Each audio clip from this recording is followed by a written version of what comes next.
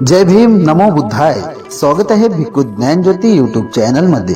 जर तुम्ही सुद्धा आपल्या चॅनलवर नवीन आला असाल तर चॅनलला सबस्क्राईब करा, व्हिडिओला लाईक करा आणि व्हिडिओ शेअर करायला विसरू नका. संपूर्ण व्हिडिओ पाहून आपले पुण्य संचित करा.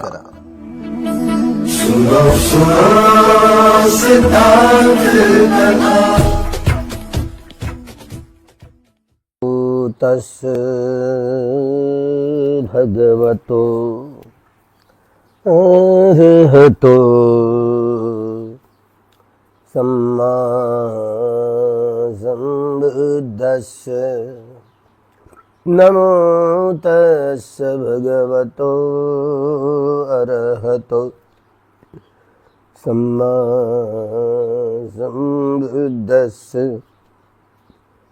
नमो तस् भगवतो अरहतो सम्मा सम्बुद्धस्य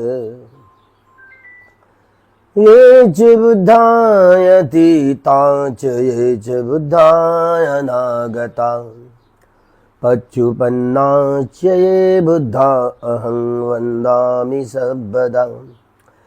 ये च धम्मायतीता च ये च धम्माय नागता पच्युपन्ना च ये धम्माहं वन्दामि सर्वदा. ये च संघायतीता च ये च संघाय नागता पच्युपन्ना च ये संघा अहं वन्दामि सर्वदा. आज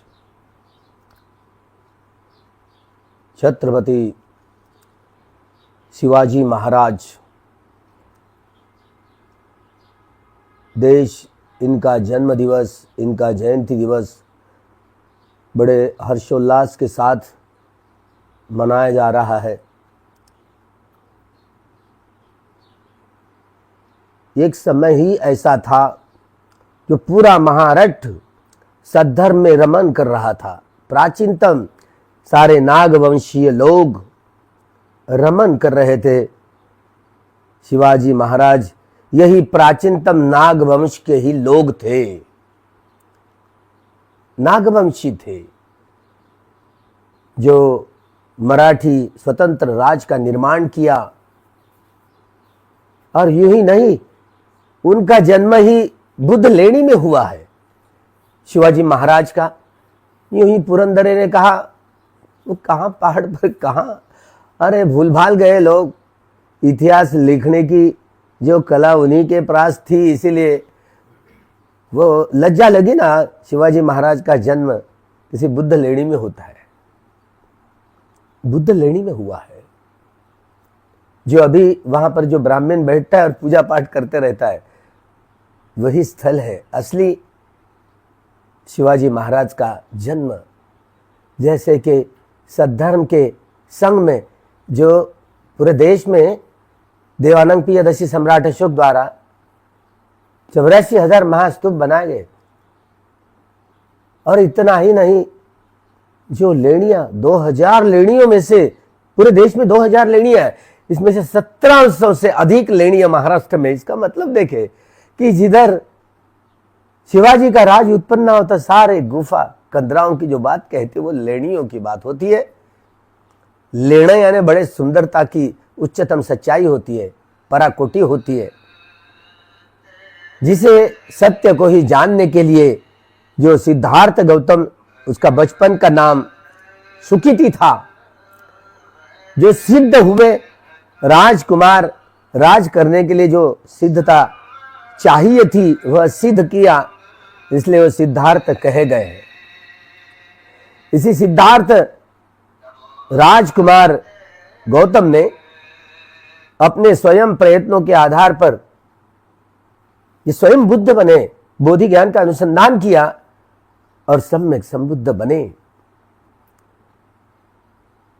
यह धार्मिक प्रपंच, धर्म यानी बौद्ध नहीं, हिंदू नहीं, जैन नहीं, सिख नहीं, यहूदी नहीं, ईसाई नहीं, मुस्लिम नहीं, ब्राह्मणेतर नहीं. अरे धर्म शुद्ध होता है, परिशुद्ध होता है, विशुद्ध होता है, वह सत्य होता है. इसलिए बार बार भगवान ने जो भी अपनी वाणी में 82,000 धम्म स्कंद उनकी वाणी में प्रस्तुत जो हुए, उनमें कोई बौद्ध नाम का शब्द ही नहीं दिखता है 82,000 धम्म स्कंद में। सद्धर्म सुखा सद्धम्म देशना, भगवान ने सत्य धर्म का उपदेश दिया, सत्य धर्म की देशना दी है। और यह सच्चानंद संग आर्य सत्य का साक्षात्कार करते हुए स्वयं प्रयत्नों से ये सम्यक संबुद्ध बने, इसलिए वे स्वयं बुद्ध कहते हैं। उनके कोई गुरु नहीं हुआ करते हैं। प्रकृति के कानून का अनुसंधान करते हैं। उत्पाद हुए धम्मिनो अनित्यावत संगारा, उत्पाद हुए धम्मिनो, ये जो भी उत्पाद होता है व्यय होने वाले है, नाश होने वाला है। ये प्रकृति का नियम है, स्वभाव है, धर्म है। अब भला प्रकृति का नियम, स्वभाव, धर्म उत्पाद होकर के व्यय होना है, तो ये प्रकृति अपने नियम के आधार पर चलती है ना। तुम्हारा हमारा कहना मानती है क्या? अपने बनाए निसर्ग के कुछ नियम है, उस नियम के आधार पर प्रकृति चलती है। तो प्रकृति में रहने वाले सजीव, निर्जीव, वनस्पति, प्राणी, न जाने कितने सारे प्राणी, ये प्रकृति के भीतर बाहर की सच्चाई को भगवान अनुसंधान करते हैं। ऐसा एक भी विषय नहीं बाकी बचा रहा कि जिनका ज्ञान उनको नहीं है। यह ज्ञान की गंगा है ना, बोध कैसे ही प्रारंभ होती है। ये त्रिपिटक है ना, जो भगवान की 82,000 धम्म स्कंद और 2,000 अरहंत लोगों का वाणी का संग्रह, जो 84,000 मूल जो संग्रह है भगवान की वाणी का, वह पाली। एक बुद्ध की बात नहीं, सभी बुद्ध जो भूतकाल के, वर्तमान के या भविष्य काल के जितने सारे सम्यक संबुद्ध होंगे, अपनी बात पाली में ही रखेंगे, अपनी धम्म देशना पाली में ही रखेंगे। इसलिए पाली को ही बुद्धवाणी कही जाती है। सभी बुद्धों ने प्रकृति के रूप जो विकसित होती है उसे प्राकृत कही जाती है। पाली प्राकृत, यही सभी भाषा की जननी का स्रोत है, जड़ है। ज्ञान की गंगा बोध गया से बहती है। लोग तो यूं ही कहते हैं कि ऋषि का कुल और नदियों का मूल कोई पूछे नहीं। अरे भाई, जो नदी के मूल की और ऋषि के सारे कुलों की सभी प्रकार की भूत, वर्तमान और भविष्य काल की परिपूर्ण और परिशुद्ध जानकारी जो प्राप्त की, तो भगवान का दृष्टिकोण नहीं ऐसा है। जब बुद्धत्व प्राप्त हुआ, बुद्ध चक्षु उत्पन्न हुए, तो सारे प्रकृति के भीतर बाहर का सभी ज्ञान प्राप्त हुआ। इसलिए वह बोधि प्राप्त की। सभ्य संखारा नित्याति, सभ्य संखारा दुखाति, सभ्य धम्मा अनत्ताति, यदा पඤ्ඤाय पश्यति अतो निब्बिन्दति दुःखे समग्रो विशुद्धिया। ये अनित्य लक्षण, दुख लक्षण और अनंत लक्षण, इन तीनों प्रज्ञा लक्षणों के आधार पर यह सारी प्रकृति के भीतर बाहर सभी प्राणी, वनस्पति, नदियां, नाले, पहाड़, जो अलग अलग सागर, आकाश गंगाएं हो, सौर मंडल हो, सबके बाहर भीतर की सारी सच्चाई को खोल दिया। इसलिए सत्य की खोजबीन की। क्या होता है सत्य? ये प्रकृति के टुकड़े टुकड़े करके देखा है, अट्ठकलाप, ये प्रकृति का अंतिम सच्चाई है। लोग तो यही कहते हैं भौतिक जगत की अंतिम सच्चाई परमाणु। अरे परमाणु तो अणु का 36वां ये खंड है, भाग है, वो कोई सूक्ष्म दर्शन नहीं हो सकता। अट्ठकलाप यानी अग्नि, वायु, जल, पृथ्वी, धातु और उनके 4 गुण, ये 8 कलापों से मिलकर के ऐसे सूक्ष्मतम कण, जिसका संश्लेषण, विश्लेषण, विघटन और विभाजन किया ही नहीं जा सकता, उसको अट्ठकलाप, ये प्रकृति का अंतिम दर्शन है। भीतर बाहर की सारी सच्चाई को देख लिया। ऐसा एक भी विषय नहीं जिसकी जानकारी उनको नहीं है। संपूर्ण ज्ञानी, इसलिए सम्यक संबुद्ध कहलाते। यह प्रकृति का निसर्ग का केंद्र है, बोध गया है। केवल जो सम्यक संबोधि को प्राप्त करते हैं वही सम्यक संबुद्ध। यह ज्ञान की धारा यहीं से शुरू होती है, जड़ है बोध गया। प्रकृति की सर्वोच्चतम, उच्चतम गहराई से देखे तो प्रकृति की सर्वोत्तम, ऐसे उच्चतम जो गहराई है वही बोध गया है, जहां पर बुद्धत्व प्राप्त करते हैं। जड़ है सबसे बड़ा, दुनिया का नहीं, सारी प्रकृति का सबसे बड़ा ऊंचे पुण्य का स्थल कहा जाता है बुद्ध के उत्पत्ति का स्थल।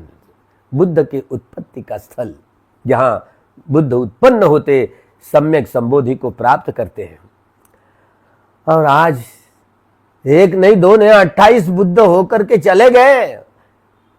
सिद्धार्थ गौतम जो हुए 27वें, और आने वाले सम्यक संबुद्ध ये बोधिसत्व डॉक्टर बाबा साहब अम्बेडकर जी है ना, ये आने वाले सम्यक संबुद्ध बनेंगे। बोध गया में ही हुआ, बोधि ट्री में अभी एक काल ऐसा आएगा कि जो पीपल का बोधि वृक्ष नष्ट हो जाएगा और उसके बदले वहां नागा बोधि वृक्ष बढ़ेगा। अरे बाबा साहब तो ब्राह्मण जाति के कौन से जन्म लेंगे, उनका नाम अजीत रहेगा और ये सम्यक संबोधि प्राप्त करेंगे। ये जितने सारे अभी ब्राह्मण चिल्ला रहे ना, वो भी घुटने टेक करके बाबा साहब के अनुयायी बनेंगे, बनना ही पड़ेगा उनको, क्या करेंगे। आज उन्हीं के सैंडी वालों के हाथ में बोध गया चली गई है। पता नहीं वो हिंदू धर्म का ही एक भाग मानते हैं ना, इसीलिए अब वो इतना अभी क्या करे। अब नरेंद्र मोदी के मन में नहीं है बात, पता नहीं नरेंद्र मोदी वो अपने आप को वो जियोलॉजिकल व्यक्ति नहीं कहते, पता नहीं उनसे एक भी दोष नहीं होता है क्या। अरे नरेंद्र मोदी जी ये बात सुन लीजिए हमारी, या आप अपने जीवित काल में आप तो सोमनाथ के वो विहार, जो सोमनाथ का विहार है ना, हमारी वो जो मैत्रीन है प्रोफेसर डॉक्टर वीणा जैन, वो तो जो चली गई और सोमनाथ का मंदिर भीतर 3 मंजिल तक बुद्ध विहार है। आप तो ट्रस्टी के अध्यक्ष हो ना, ट्रस्टी हो, अध्यक्ष हो, आपको दया माया होगी ना तो वो सोमनाथ का विहार पूजनीय भिक्षु संघ को दान कर दीजिए, अभी आपका बहुत बड़ा नाम होगा। अरे मरते दम एक दिन तो मर जाओगे, अभी आखिरी का समय है आपका। नरेंद्र मोदी जी आखिरी का समय है। अगर आपके मन में है ना, अब भी आज के आज ही अगर शिव जयंती, शिवाजी जयंती के अवसर पर आप घोषणा करेंगे ना, ये बोध गया, ये बुद्धिस्ट लोगों के हाथ में दे दीजिए, भिक्षु संघ में हाथ में है, भिक्षु संघ के हाथ में दे दिए, अरे बड़ा पुण्य कमाओगे। भला ही आप जियोलॉजिकल प्राणी नहीं हो ऐसे आप कहते हैं, लेकिन सारे लोग तो मानते हो ना। अगर आप में वो दम है, हिम्मत है, तो नरेंद्र मोदी जी देश के प्राइम मिनिस्टर, मैं आपको आह्वान करता हूं कि ये बोध गया है ना, बुद्धिस्ट लोगों के कब्जे में दे दिया जाए, कितना आपका पुण्य होगा। अब सोचते हुए है क्या, नहीं तो बोध गया में जाते, बोधि वृक्ष में बैठते और ध्यान करने का नाटक सॉन्ग करते हैं, ये कितने दिन तक चलेगा। अगर आप में वो दम है, हिम्मत है, इस देश की, इस धरती माता की देखो सत्य क्रिया है, अगर आप ये करेंगे ना, इसी शिवाजी जयंती के अवसर पर बोध गया बौद्धों के हाथ में दे दिए। पिछले 12 तारीख से यह आंदोलन चल रहा है, अलग अलग भिक्षुनियां बीमार पड़ रहे हैं, कहां गए आपकी दृष्टि, कहां गई प्राइम मिनिस्टर जी।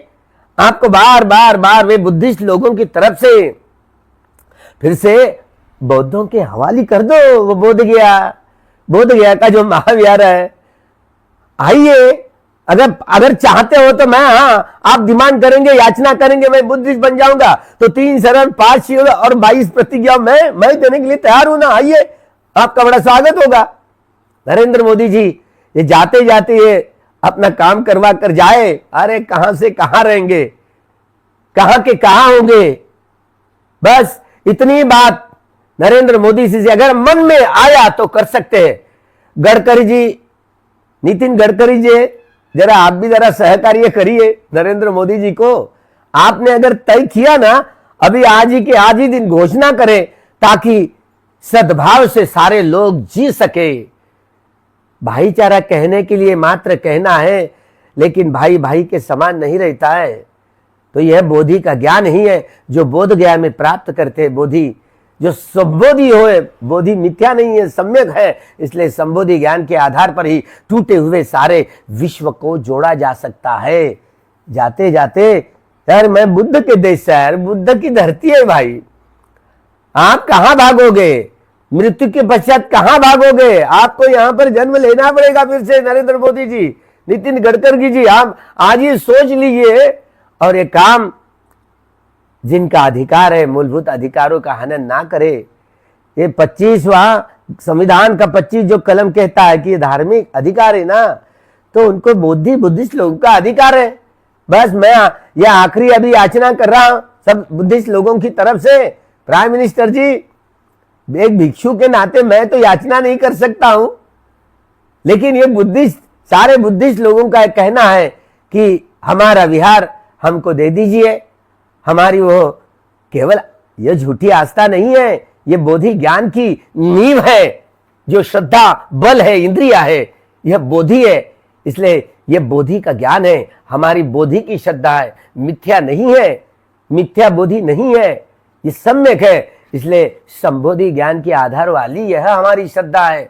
जो इंद्रिय कहा जाती है, बल कहा जाता है, तो आपको भी बहुत बल मिले, शासन का भी बहुत अभिनंदन करेंगे, आज ही घोषणा करेंगे तो बहुत देश की सारे लोग आपका बड़ा वाहवाह करेंगे, साधुकार देंगे, आपके मन में ये कुशल चित्त निर्माण हो और काम में लग जाए। बहुत खूब मंगल हो। भवतु सब्ब मंगलम, भवतु सब्ब मंगलम, भवतु सब्ब मंगलम।